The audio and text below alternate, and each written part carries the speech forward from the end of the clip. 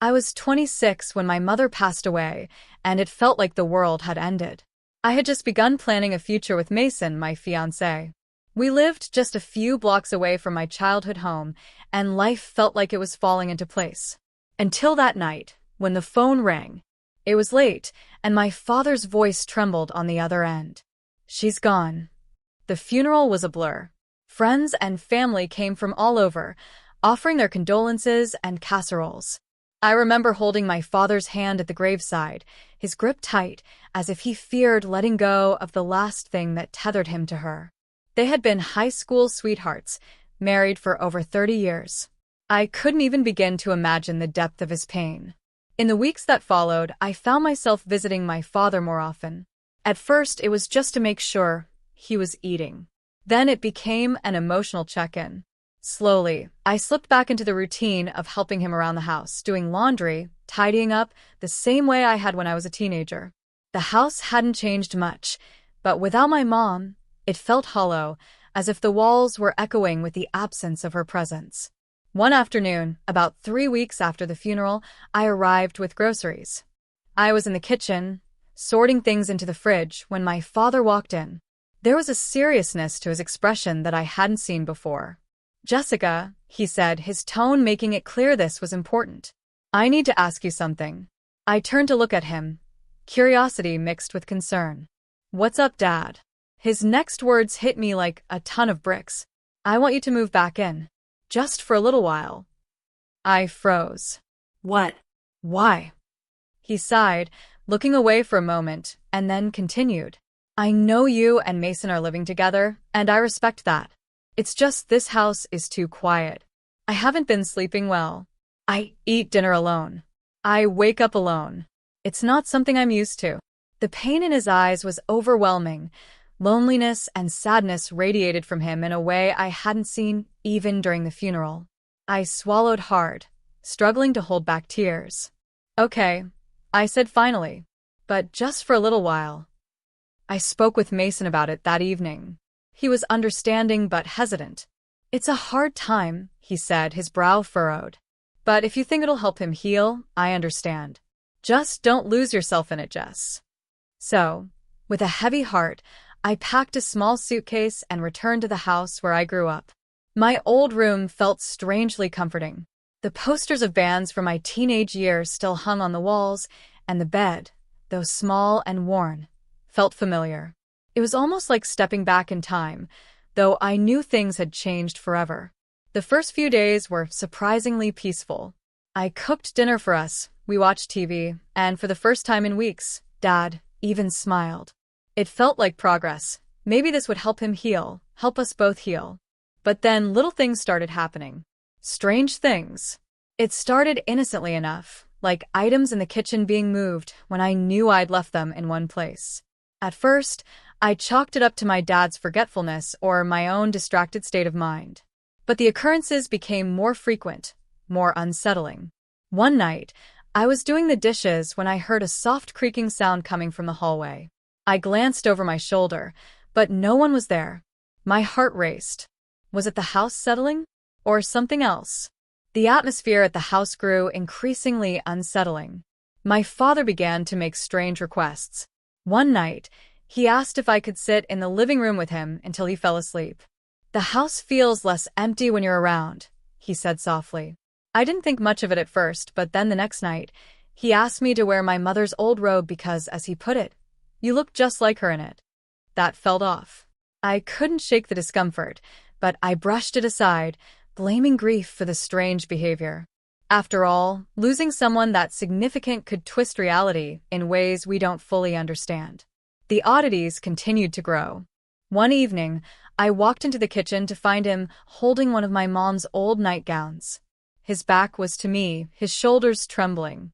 He whispered, "You remind me of her so much." When he turned around to face me, his eyes were glassy, distant. Sometimes, I pretend she's still here. I didn't know whether to hug him or run. I stayed. I comforted him, but inside, a sinking feeling began to form. Was this normal grief, or was he slipping into something else? I couldn't be sure, but something felt terribly wrong. A few nights later, everything became painfully clear. We were having dinner, just spaghetti and meatballs, a simple meal. He buttered his bread slowly before looking up at me, his eyes serious. "I've been thinking," he said, "about moving on." I smiled, relieved. "That's good, Dad. Mom wouldn't want you to be alone forever." He nodded, but his next words were unexpected. "I agree, but I don't want someone new. I want someone who understands me, someone who understands this house, someone who knows me." I tilted my head, confused. "Okay," I said cautiously. He reached across the table and gently took my hand. "I want you to stay," he said, his voice soft but insistent. "Not just as my daughter, but as my partner." I froze. At first, I thought I misheard. Surely, he didn't mean what I thought he meant. But then I saw it in his eyes, the intensity, the way he held my hand just a little too long. I yanked my hand away. "No, Dad," I said, my voice trembling. "That's not okay." He immediately backtracked, apologizing profusely. He said it was just a thought, that grief had twisted his mind, that he didn't mean it. But I didn't believe him. That night, I called Mason. "Jess, you need to get out of there," he said urgently. "Tonight." Though Mason's words echoed in my mind, I didn't leave right away. I needed closure. I needed to understand what was really going on. The next day, while my dad went for his morning walk, I decided to search for answers. I hadn't snooped in years, but this was different. I needed to know the truth. I opened his desk drawer and found a stack of neatly arranged journals, each dated. Most of the entries were filled with grief, long passages about missing my mom, about how the house felt like a prison, about the endless, dragging nights. But as I read further, the tone shifted. He wrote about me. About how much I reminded him of her. How maybe it was fate that I had come back to the house. One entry even said, "Jessica is my light in this darkness." Maybe she was meant to come back for more than just help. Maybe this is the universe telling me something. I felt my stomach twist in horror. The man I thought I knew was slipping into something dark, something I couldn't fully comprehend. That night, I sat him down and told him I was leaving. "You need help, Dad," I said firmly. "Real help. This is more than grief. This is something deeper, and it's not healthy." He didn't fight me. For a moment, he looked like a broken man. The sorrow was evident in his eyes, but he finally nodded, his voice quiet. "You're right. I've been lost." I left the next morning, returning to Mason. It felt like stepping into another world. The weight lifted as soon as I walked through the door. I slept for 12 hours straight the first night back. And when I woke up, I cried, not because I was afraid, but because of the sadness that had consumed me. I had lost both of my parents in a way, one to death, and the other to something I still couldn't quite name. Weeks passed. My father started therapy and joined a grief support group. Slowly, he began to rebuild his life. I couldn't be sure he would ever be the man I once knew, but at least he was taking the steps toward healing. As for me, I never returned to that house. The memories, both good and bad, remained, but they no longer held the same weight. In the end, I had to let go of the person I thought my father was and accept the reality that grief can change people in ways we can't always understand. I stayed in contact with my father, but I kept firm boundaries. It was difficult at first, but I knew it was necessary. Slowly, he began to change in small but meaningful ways. He planted new flowers in Mom's garden, something she had always loved to do. He started cooking his own meals, even making an effort to try new recipes. He even made a few new friends through his grief support group. It wasn't perfect, but it was progress. As for me, I learned just how complicated grief can be. It can distort, manipulate, and even rewrite your sense of reality.